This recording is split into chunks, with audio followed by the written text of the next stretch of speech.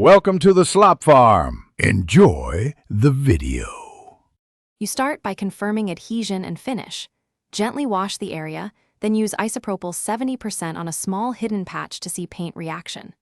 Once done, dry with a microfiber and inspect for clearcoat depth and existing damage. That determines how aggressive you can be. Make sure to work in the shade and at 50-75 degrees so solvents evaporate predictably.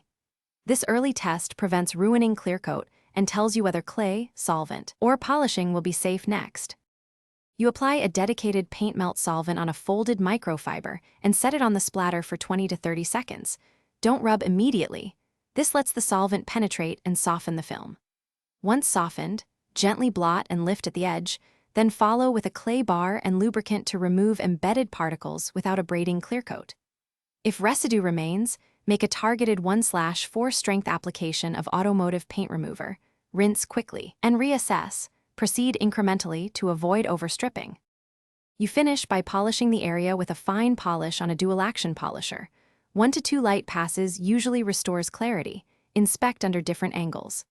Once satisfied, apply a sealant or wax to replace lost protection and lock and gloss. If you notice hazing or dull spots, don't panic. Wet sand carefully with 1500-2000 grit, keeping the panel lubricated, then repolish and reseal. This troubleshooting step corrects clearcoat scuffs that polishing a... Thanks for watching. Consider subscribing if we helped you today.